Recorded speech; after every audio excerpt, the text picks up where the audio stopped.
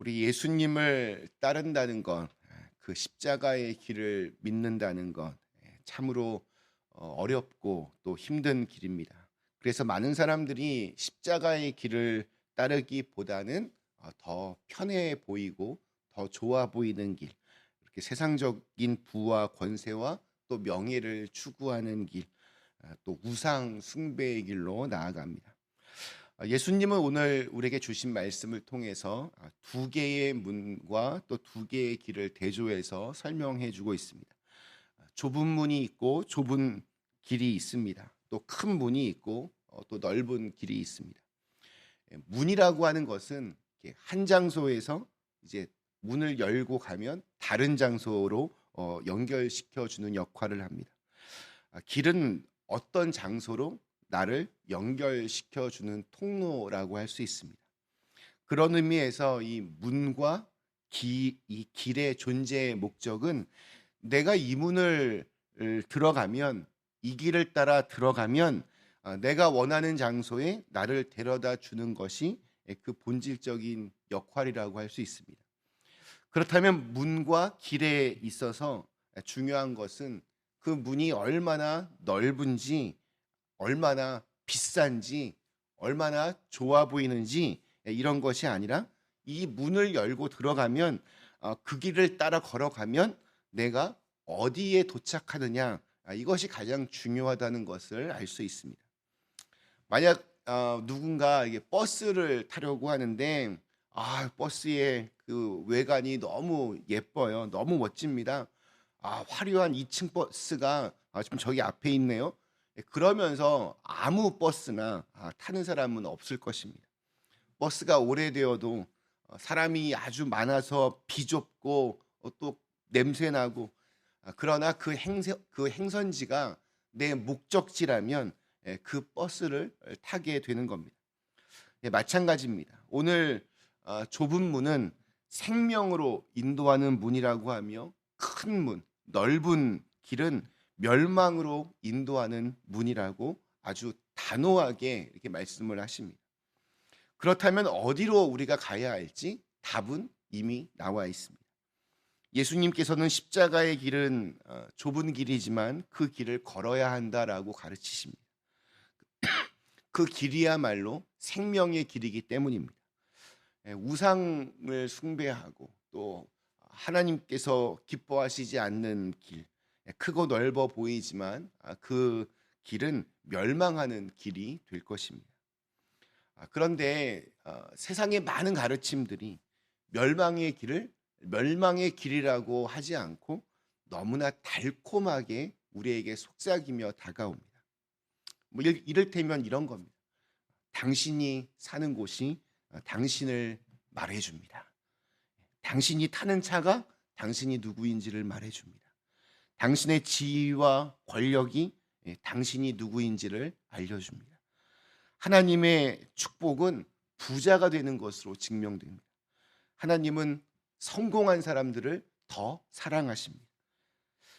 그러나 이러한 모든 메시지들은 사실은 우상을 숭배하는 거짓 메시지들입니다. 이러한 메시지들은 아주 근사한 목소리와 또 그럴듯한 분위기로 이렇게 다가오지만 결국 우리의 영혼을 빼앗는 이리와 같습니다. 지금도 그렇지만 예수님 당시에도 많은 거짓 선지자들이 사람들을 미혹했습니다. 그러나 그들을 이렇게 분별하는 것은 이게 생각만큼 쉬운 일이 아닙니다. 왜냐하면 그들의 그 겉과 속이 너무나도 다르기 때문입니다. 15절 말씀에서 이렇게 증거합니다. 거짓 선지자들을 삼가라. 양의 옷을 입고 너희에게 나아오나 속에는 노략질하는 일이라. 거짓 선지자는 한마디로 예쁜 포장지로 포장된 상자와 같습니다. 그런데 그 상자 안에는 폭탄이 있는 것과 마찬가지입니다. 실수로 그 상자를 열었다가는 내 삶도 완전히 무너지고 또 가족들까지 힘들어지고 또 내 인생이 완전히 큰 파국을 맞이하게 됩니다. 자, 그렇다면 우리가 어떻게 거짓 선지자들을 이렇게 분별할 수 있겠습니까?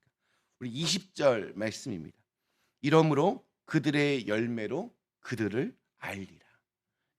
열매로, 삶의 열매로 그 사람이 누구인지를 알 수 있다는 겁니다. 좋은 나무는 좋은 열매를, 못된 나무는 나쁜 열매를 맺습니다.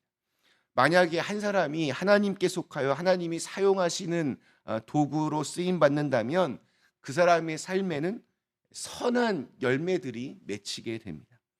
인격적으로 성령의 열매, 곧 사랑과 희락과 화평과 오래 참음과 자비와 양성과 또 충성과 온유와 절제가 있는 삶을 살게 되며 행하는 일들이 하나님의 기쁨이 됩니다. 그러나 반대로 거짓 선지자들은 결국 어떤 말 또 어떤 행동으로 자기를 아주 그럴싸하게 포장하든 그 삶의 열매는 거짓과 탐욕과 음란과 이간질과 시기와 폭력과 같은 죄의 열매들이 보여지게 됩니다. 그러므로 우리는 한 사람의 삶의 어떤 선택과 태도 속에서 그 사람의 지금 마음 중심에 있는 것이 하나님이신지 아니면 자기의 욕심인지를 우리가 분별할 수 있습니다. 대부분 우리 이단의 그 교주들 보면 온갖 교리로 사람들을 미혹합니다. 하지만 실은 그 이득을 통해서 자신의 부와 인기를 이렇게 늘려가는 것을 보게 됩니다. 그런 곳에 있는 신도들 정말 아주 그냥 갖은 고생을 해서 정말 순수한 마음으로 이렇게 헌금을 하는데 정작 거짓 이 지도자들은 호화로운 생활을 하면서 뒤에서는 입에도 담기 힘든 욕망 덩어리로 그렇게 살아갑니다. 또 말은 얼마나 잘하는지 아무리 진상을 밝히는 방송이 나와도 끄떡하지 않고 버티고 오히려 세상이 악하여 지금 내가 핍박을 당하고 있다 이러면서 더 견고하게 자기의 자리를 지켜냅니다. 이단뿐만이 아니라 이상한 목사님들도 참 많이 있습니다. 그런데 놀라운 것은 그들이 주의 이름으로 말씀을 선포하고 심지어 귀신도 쫓아내며 많은 권능까지 행할 수 있다고 예수님이 알려줍니다. 외적으로 아무리 이렇게 화려해 보여도 그것은 다 거짓입니다. 주님께서 그런 그들에게 이렇게 말씀하십니다. 우리 마지막 23절. 그때 내가 그들에게 밝히 말하되 내가 너희를 도무지 알지 못하니 불법을 행하는 자들아 내게서 떠나가라 하리라.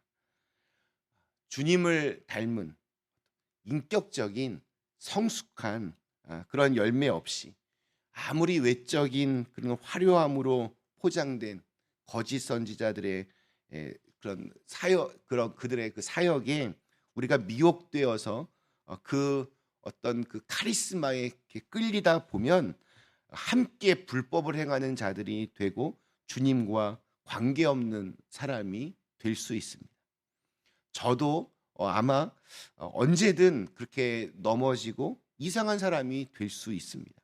또 여러분들도 언제든지 이상한 곳에 빠져서 이상한 그러한 불법을 행하는 주님과 관계없는 사람으로 살아갈 수 있습니다.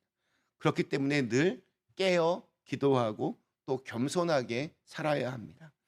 그리고 이것이 정말 주님께서 기뻐하실 일인가를 늘 마음속으로 되물으며 그렇게 살아야 됩니다.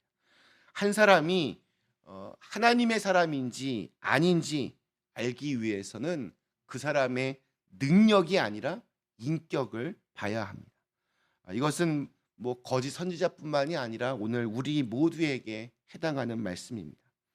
내가 그리스도인인지 아닌지 진정한 하나님의 사람인지 아닌지를 어떻게 알 수 있겠습니까? 봉사 열심히 하고 뭐 예배 참석 열심히 하고 또 많은 액수의 헌금을 한다고 해서 그것이 내가 하나님의 사람임을 증명하는 것이 아닙니다. 우상을 섬기는 사람들, 제가 늘 얘기하지만 이단에 빠지면 최하 집문서부터 시작합니다. 그들은 외적으로만 보면 우리들보다 훨씬 더 열심으로 신앙생활을 합니다. 그들은 우리보다 더한 봉사와 또 고행으로 헌신을 합니다.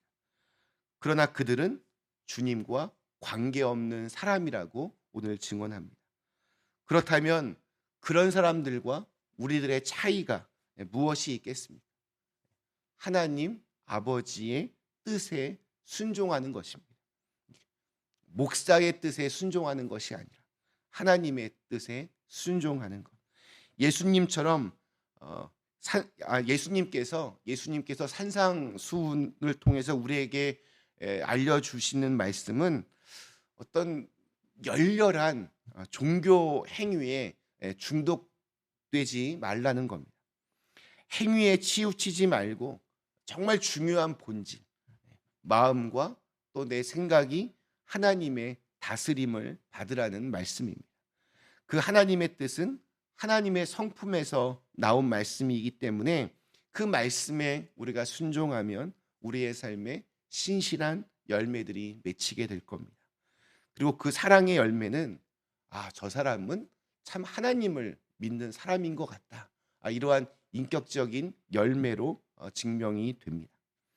오늘 우리에게 주신 하루, 내가 예수님을 믿는 사람임을 우리의 삶 속에서 증거하고, 그래서 우리의 인생이 아름다운 열매를, 또 주님께서 기뻐하시는 열매로 가득하게 되기를 간절히 기원합니다.